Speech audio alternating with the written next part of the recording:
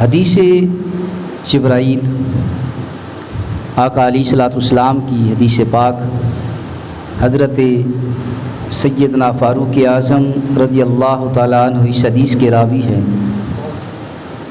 صحیح بخاری صحیح مسلم کی حدیث، اور اس حدیث کو محدثین نے حدیث جبرائیل بھی کہا ہے، نام دیا گیا ہے حدیث جبرائیل۔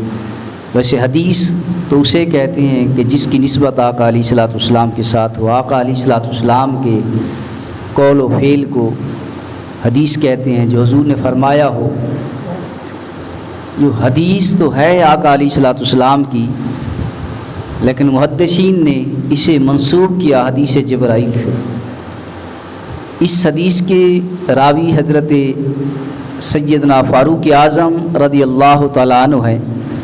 فرماتے ہیں کہ آقا علیہ الصلوۃ والسلام جلوہ گر تھے، صحابہ کرام کثیر تعداد میں موجود تھے کہ ایک شخص آیا جو خوبصورت حسین و جمیل، جس کا لباس سفید تھا، اس کے بال سیاہ تھے اور اس پر سفر کے نشانات بھی نہ تھے۔ ہم میں سے کوئی شخص اس کو جانتا بھی نہ تھا۔ صاف ظاہر ہے کہ اگر کوئی شخص دور سے آئے تو سفر کے علامات، سفر کے نشانات ہوتے ہیں۔ تو حضرت فاروق اعظم رضی اللہ تعالیٰ عنہ فرماتے ہیں کہ اس پر سفر کے نشانات بھی نہ تھے، اور ہم میں سے بھی کوئی نہیں جانتا تھا یہ شخص کون ہے۔ آقا علیہ الصلوۃ والسلام کے سامنے آ کر، سامنے دو زانوں بیٹھ کر، دو زانوں یہ کیسی صورت ہوتی ہے، کیسی شکل ہوتی ہے؟ جیسے کوئی شاگرد استاد کے سامنے دو زانوں ہو کر بادب بیٹھتا ہے، اسی طرح وہ شخص آقا علیہ الصلوۃ والسلام کے سامنے دو زانوں آ کر بیٹھا۔ اس کا لباس سفید تھا، اس کے بال سارے سیاہ تھے۔ آقا علیہ الصلوۃ والسلام کے سامنے دو زانوں بیٹھ کر اپنے گھٹنوں کو حضور کے گھٹنوں سے ملا کر بیٹھا، اپنے گھٹنوں کو حضور کے گھٹنوں کے ساتھ ملا کر بیٹھا، اور اپنے ہاتھوں کو حضور کی رانوں پر رکھا، حضور کی رانوں پر رکھا۔ تو پھر اس شخص نے سوال کیا، اخبرنی عن الاسلام، اسلام کیا ہے، اسلام کے بارے میں خبر دیجیے۔ تو آقا علیہ الصلوۃ والسلام نے فرمایا، یہ کہ تو گواہی دے، ان تشہد، یہ کہ تو گواہی دے کہ اللہ کے سوا کوئی معبود نہیں، وہ وحدہ لا شریک ہے، اس کے ساتھ کسی کو شریک نہ کرو، اس کے بعد نماز قائم کرو، زکوٰۃ دو، اور صاحب حیثیت استطاعت پر حج ہے وہ حج ادا کرے، حج ادا کرو۔ اب سوال کرنے والا وہ شخص آقا علیہ الصلوۃ والسلام فرما رہے ہیں ان تشہد، یہ کہ تو گواہی دے، حضور خود فرما رہے ہیں کہ تو گواہی دے، یعنی تو گواہ بن جا۔ اسلام یہ ہے کہ اللہ کے سوا کسی کو شریک نہ کیا جائے، نماز قائم کی جائے، زکوٰۃ ادا کیا جائے اور حج ادا کیا جائے۔ اس کے بعد اس نے دوسرا سوال کیا، اخبرنی عن الایمان، ایمان کیا ہے؟ اے اللہ کے نبی بتائیے کہ ایمان کیا ہے، ایمان کے بارے میں خبر دیجئے۔ تو آقا علیہ الصلوۃ والسلام نے فرمایا، ایمان یہ ہے کہ ان تؤمن، یہ کہ تو ایمان لائے، یہ کہ تو ایمان لائے اللہ پر، اس کے رسولوں پر، اس کے فرشتوں پر، اس کی کتابوں پر، یوم آخرت پر، اور اچھی بری تقدیر پر۔ ان چیزوں پر ایمان لانا یہ ایمان ہے۔ پھر اس نے تیسرا سوال کیا، اخبرنی عن الاحسان، اے اللہ کے نبی خبر دیجئے احسان کیا ہے، احسان کیا ہے؟ تو آقا علیہ الصلوۃ والسلام نے فرمایا، احسان یہ ہے کہ تو نماز اس انداز کے ساتھ ادا کرے کہ گویا تو خدا کو دیکھ رہا ہے۔ اگر یہ نہ ہو تو یہ تصور کرو کہ خدا تمہیں دیکھ رہا ہے۔ اب احسان کے بارے میں حضور کیا فرما رہے ہیں کہ احسان کیا ہے؟ کہ نماز اس انداز کے ساتھ ادا کرو گویا کہ تم خدا کو دیکھ رہے ہو۔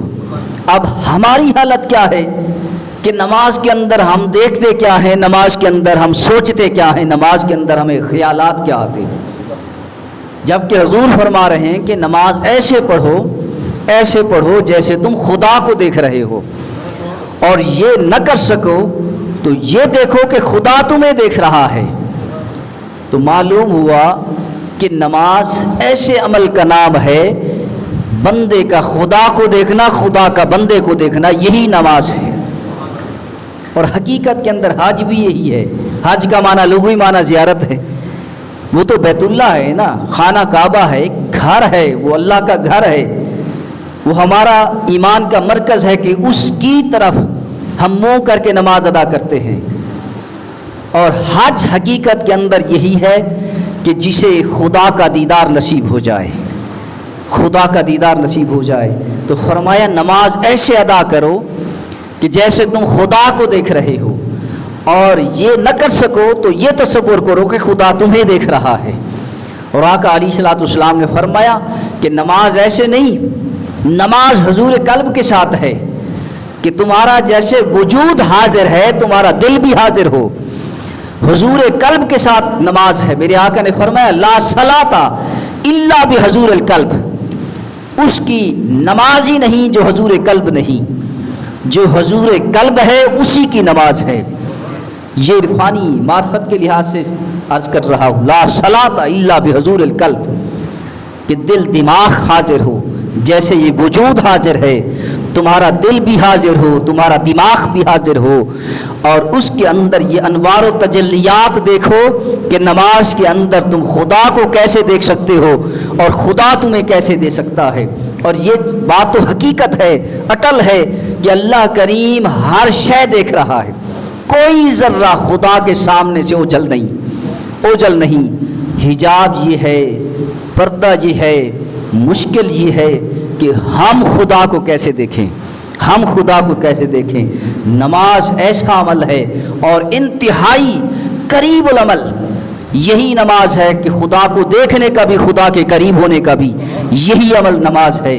حضرت عبداللہ ابن زبیر رضی اللہ تعالیٰ عنہ صحابی رسول ہیں، جلیل القدر صحابی حضرت عبداللہ ابن زبیر، اللہ اکبر، یہ وہ شخصیت ہیں کہ جب یزیدی لشکر نے حملہ کیا تو آپ اطمینان کے ساتھ نماز ادا کرتے رہے، اطمینان کے ساتھ، ہلچل مچتی رہی اور منجنیق کے گولے برستے رہے، ادھر ادھر ارد گرد منجنیق کے گولے برستے رہے، لیکن آپ نماز اس انداز کے ساتھ، سکون کے ساتھ نماز آپ نے ادا کی کہ جیسے ان کو محسوس ہوا ہی نہ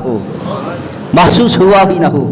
اور آقا علیہ الصلوۃ والسلام کا خود عمل دیکھ لیجئے کہ آقا علیہ الصلوۃ والسلام جب نماز ادا کرتے اور رات کو نوافل یا تہجد کے لیے اٹھتے یا نوافل ادا کرتے تو کافی رات بیت جاتی، آپ رب کی عبادت میں ہیں، حتیٰ کہ پاؤں پر، پنڈلیوں پر ورم آ جاتا ہے، اور قرآن خود کہتا ہے، اللہ کریم خود فرماتا ہے کہ اے محبوب اتنی دیر تو میری بارگاہ میں عبادت میں ہے، تیرے پاؤں پر، پنڈلیوں پر ورم آ گیا، سکون کر لے، آرام کر لے۔ قرآن کہتا ہے یا ایھا المزمل قم اللیل الا قلیلا نصفہ او انقص منہ قلیلا او زد علیہ ورتل القرآن ترتیلا، اے محبوب اٹھو صحیح لیکن رات کا کچھ حصہ کم یا زیادہ اٹھو، اس سے زیادہ نہیں، ورتل القرآن ترتیلا، اور قرآن کو ٹھہر ٹھہر کر پڑھتے رہو۔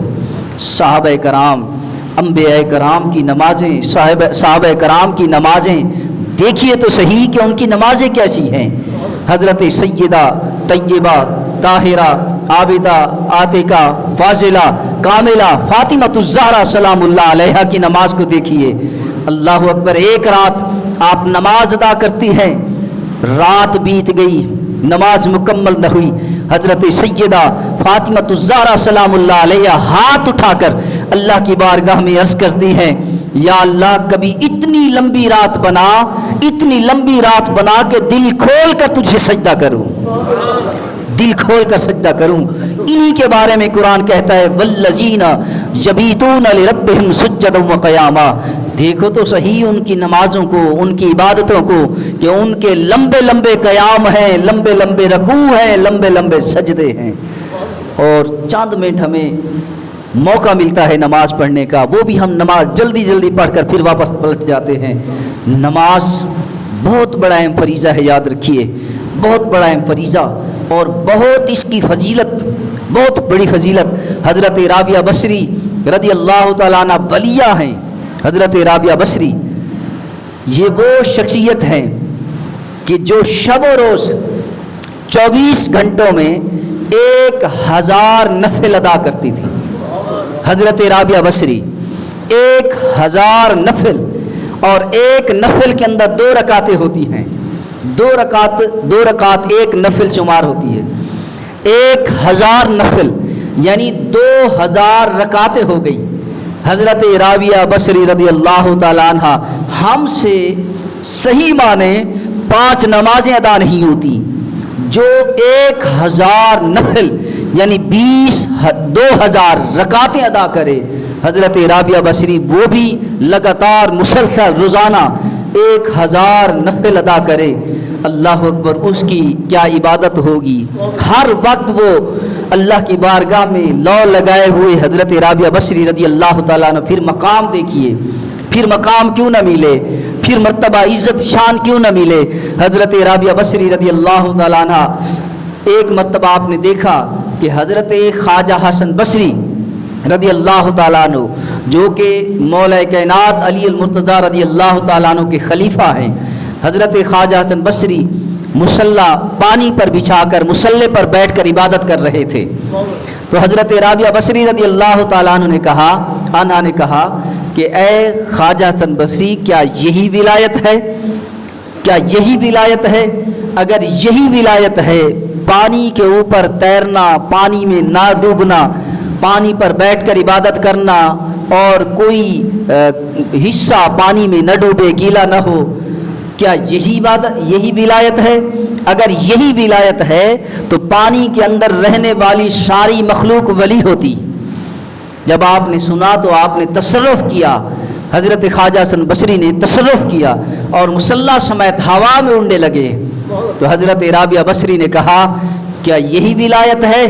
اگر یہی ولایت ہے تو ہوا میں اڑنے والے پرندے سارے ولی ہوتے.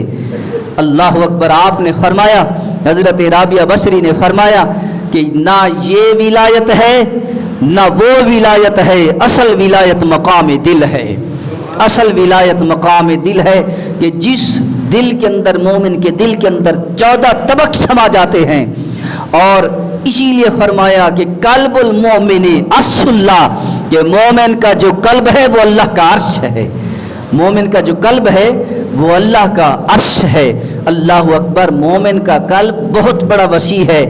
یہی وہ قلب ہے جسے زنگ بھی لگتا ہے, جسے حجاب بھی آتا ہے, جس کے سامنے پردہ بھی آ جاتا ہے.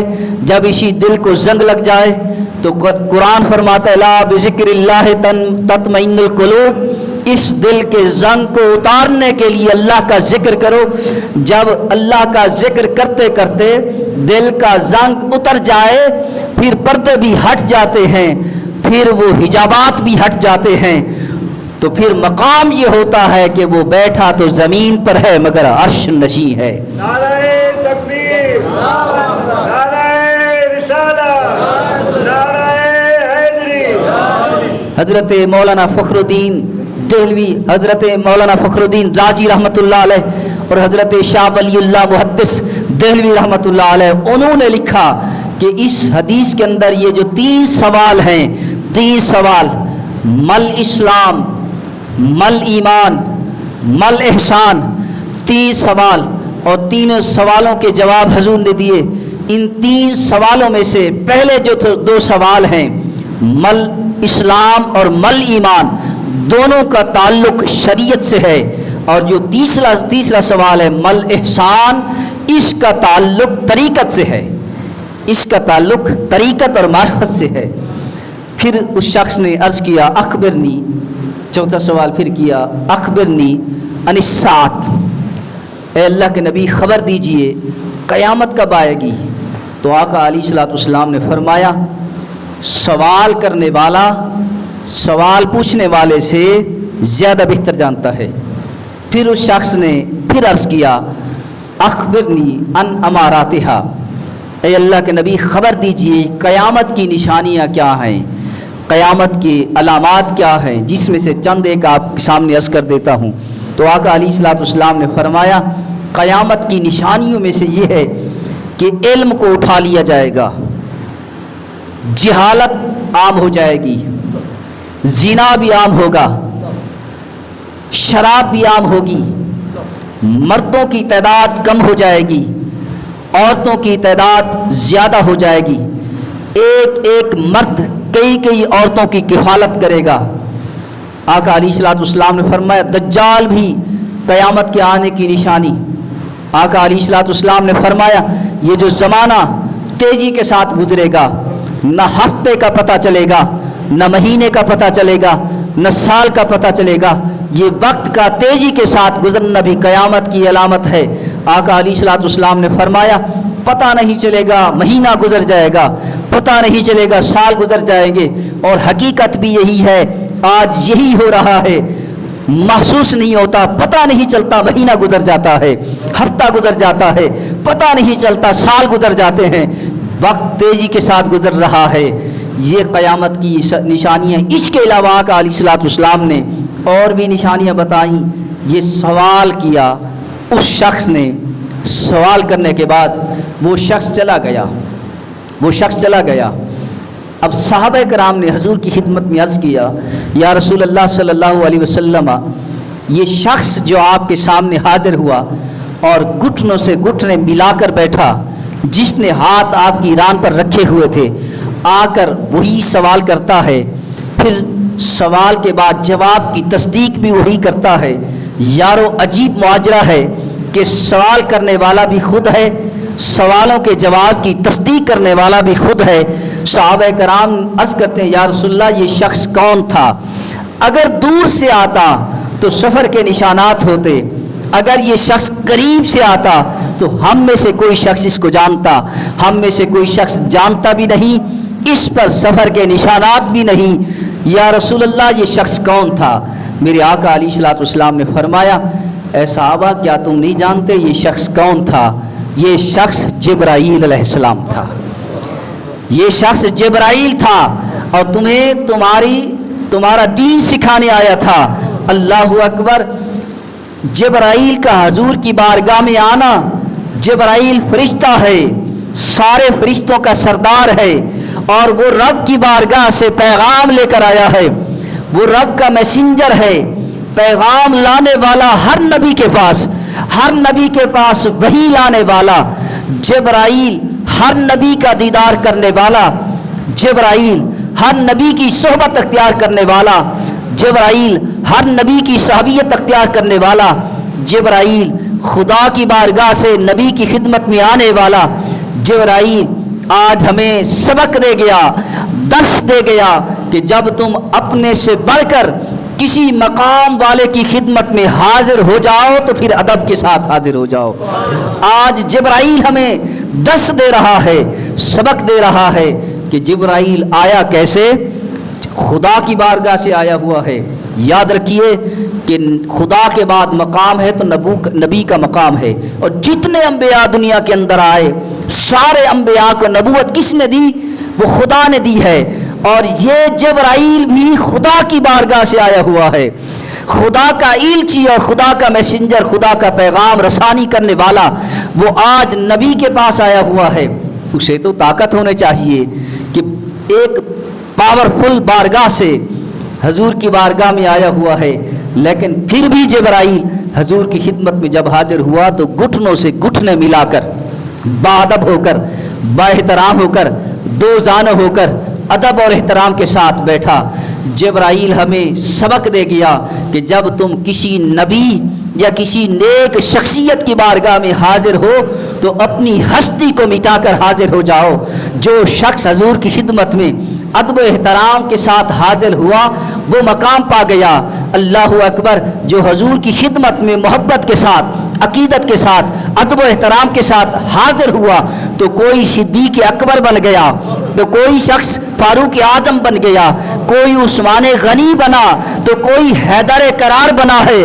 اللہ اکبر۔ حضور کی خدمت میں ادب و احترام آنے سے مرتبہ کیا ملتا ہے؟ کوئی شہید اعظم بنتا ہے تو کوئی امام اعظم بنتا ہے، کوئی فقیہ اعظم بنتا ہے تو کوئی محدث اعظم بنتا ہے، کوئی غوث اعظم بنتا ہے تو کوئی قطب اعظم بنتا ہے۔ یہ سارے کمالات، یہ سارے مراتب، یہ ساری عزتیں، یہ سارے شان و مقامات ملتے ہیں تو نسبت محمدی سے، ادب و احترام سے۔